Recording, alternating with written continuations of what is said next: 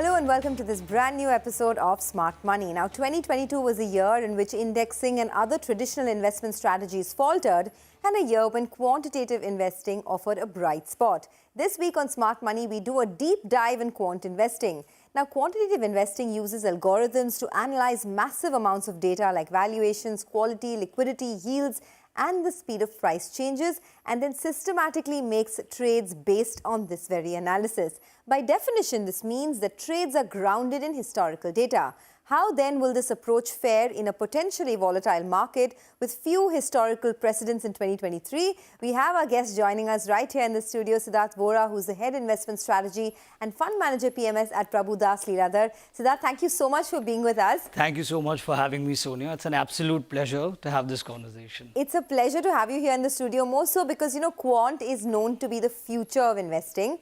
Tell us a little bit for a layman, right? Because this is a show of financial literacy. So for a layman, what exactly is quant investing and why is it important? So the way I see it, 20 years back, we asked around people to get somewhere. Navigation didn't happen with Google Maps. It happened if you remembered the roads, if you actually asked people around. What Google Maps did to navigation, quant holds the potential to do that to investing. Because when you're running a quantitative strategy, you don't have to remember everything or rely on your judgment to process vast amounts of data. You can teach your machines how to process data and how to react based on that. So it takes the whole emotion, greed, fear, biases out of the decision making and makes you a very sustainable, process-driven investor rather than a gut and intuition-based investor. So that's the key difference of how we see quant. Life with Google Maps and life without Google Maps. I can't imagine my life without Google Maps exactly, anymore. See? So I guess a day and time will come when you won't imagine your life without quantitative investing. But as you said, it removes a lot of the biases, and there are so many, right? There's behavioral bias, there's familiarity bias, and there's just simple human emotion that comes into investing. If you want to eliminate that, how do you do it? How does quant investing work? So I'll give you an example and then come to this point. So what we see is every investor, active, fundamental-driven investor, develops a particular style of investing.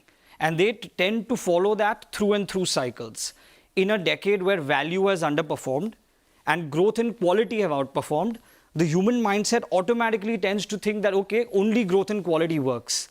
But when a regime changes, when the macro, monetary, valuation regime changes, what we see is that growth and quality starts underperforming and value stocks start outperforming. So for an active investor, it's very, very hard to change his style. But for a quantitative machine, which is trained to think in terms of regimes, in terms of asset allocation, in terms of styles, in terms of factors, it can evolve itself. And adaptability is what we really look for in quantitative investing. So I guess when you talk about quantitative investing, right, and correct me if I'm wrong, you assess a certain trigger based on historical data. Right. When there's not so much historical data available, what do you do at a time like this? So I'm just trying to understand, why is it better? You said that quant investing is enabled by vast data, accurate processing power and rules.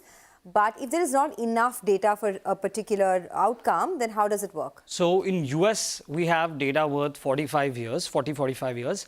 In India, we now have data close to 20 years. Okay. So a decade back, quant might not have picked up. But as of today, where we stand, the availability of data, the availability of technology, and the availability of talent that can blend the technology, add its investment insights, and create a powerful combination of human insights and quantitative rules. That is the difference where we stand today.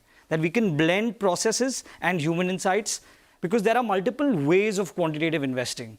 For mathematicians, statisticians who have no knowledge of markets or investment, even they can build quant models. But for them, they are not trying to understand market behavior. They are trying to solve a mathematical equation. And we refrain from that method of investing. We follow the quantum mental investing, which is deep-rooted in fundamental analysis, technical analysis, and logical set of rules, rather than solving a mathematical equation or optimize a backtest to get better returns. That is not how we work. And that is the real difference of how today is very different from 10 years ago in India. Okay, tell us a little more. What are the different building blocks? What are the factors that you use in quantum mental investing?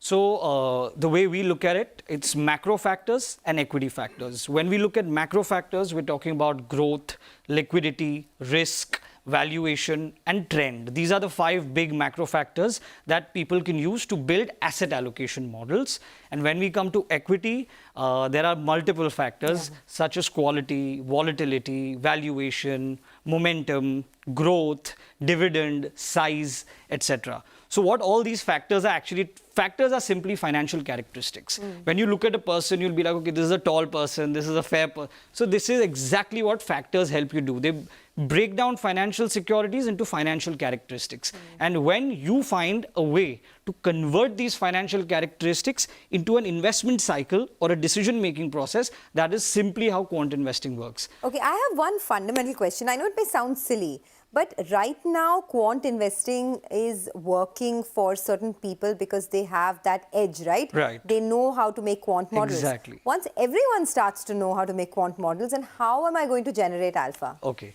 so that's a very important question. So let me break it into 2 segments. Firstly, all the most seasoned investors who've been around for 20, 30 years, they have a lot of experience, but for them to now think quantitatively is going to be very hard because they've already in the momentum of investing in a certain way. When we talk about the new generation, you need people who can decode markets, stocks, sectors, everything in a process and granular aspect. And everybody does not possess the capability of understanding markets and leading it back to a cause and effect relationship.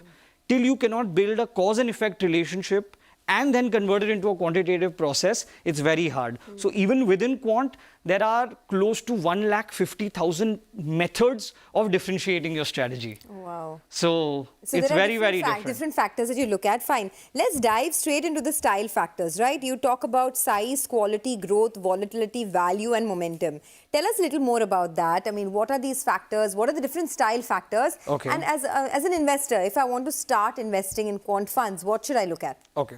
So there are 2 questions. I'll handle them Okay, separately. let's go to this investing in quant funds later. First, you tell us about the style factors. So, okay, quality is a very simple factor to understand. Everybody tells you in common sense that buy high quality companies. So that's one aspect. That's one characteristic. Quality refers to leverage, return on capital, capital efficiency, lot of other metrics which tell you that this is a high cash generating business. It does not need debt. It's capital light. It's capital efficient. That's what basically quality tells you. But investing is not so simple because you need to get multiple things together. And the analysis we've done and probably shown, it tells you that using any single factor approach to investing will always underperform using a multi-factor approach to investing. Which means if you can blend quality, value, growth, and momentum, that's a very, very powerful combination as compared to only quality, only growth, or only value. You cannot see things in isolation. And other than that, the factors of growth basically include how a particular company is growing compared to its own history, compared to rest of the companies in India, and compared to its sectoral peer set. When you get that, you understand that this company is growing well. Valuation again tracks the value of a company related to its history, related to its peers, and related to its industry. And like that, when you combine so many different data sets, you can build models that help you navigate changing regimes, changing styles, and changing macros. Okay, so this is very interesting, because when you talk about just quality, right? I mean, look at names like, say, an ITC, an HDFC Bank, an Asian Paints. If you take a last decade, these guys have not performed at all. A great quality companies, bluest of blue chip names, exactly. Right? Okay, but so quality doesn't guarantee performance. Quality doesn't guarantees protection of capital. But even value doesn't guarantee performance, right? I mean, PSU banks, for example, for the last decade have had great value in them. Valuations have been low, but they've done nothing for a decade, and now they've started to perform. Because it's a regime change. The regime change is a monetary cycle is changing. The inflation cycle is changing, the growth cycle is changing, and the credit cycle in terms of NPAs is changing. But how does an AI pick up, how does a machine learning pick up? It's very simple. It's honestly very simple. So there's a factor, it's a proprietary factor called theme. Okay. So what our analysis tells us is that when you get the theme right, your probability of generating positive returns is more than 70%. So to find the worst stock in the best theme is better than the best stock in the worst theme, to put it very simply. Okay, got it. So if you get your theme right, that PSU bank long is your theme, if your model captures that, then whichever stock you get is going to do better than a private bank. So are you trying to say that your model can capture the PSU bank theme, but the human emotion can't? No, I'm trying to say like in general. Okay, last decade, they've not done anything. Why should we look at them? They are capital destroyers. They are not capital efficient. Yes. Emotions come in, biases come in, past experiences come in. The moment you take all that out and let the data talk, the model will tell you, okay, there is valuation in this. The monetary regime is indicating that you prefer a value investing style rather than a growth investing style. So for the last year, growth has delivered, as a factor, has delivered negative 22% returns. Value has delivered positive 23% returns. So this is a shift in regime. So now all the growth investors will be like, I picked the best stock, but you got your regime wrong. Now you're done. So are you saying that fund managers who run active mutual funds, they don't consider all of these put together? Value, growth, theme, they do that, right? I mean, that's their basic job. So they do that, but not different? with the scientific rigor and the disciplined process that is needed. Because see, sizing, stock selection, regime selection, factor selection, sector identification, exiting, there are liquidity risk. There are multiple things that go into making investment returns. It's not so simple that I identified one good stock and now I'm going to make money. No. If I allocated 1% of my portfolio or 20% of my portfolio, that is going to differentiate the alpha. So when your machine is trained to take all these decisions in a very top-down, structured, scientific manner, the outcomes are more predictable, they are more consistent, and they are more reliable. As a human, I might react differently in different situations to the same data, but a machine will not break the mold. Are you trying to say that fund managers are going to be jobless, like traditional fund managers, if they don't keep up with the quant strategy? No, I'm not trying to say that. There'll always be a market, but US does suggest that. Computers are managing more money than humans. Passive, so the pecking order in US in terms of growth and market share over the last decade, so Quant has grown at a 19% CAGR over the last decade in terms of AUM.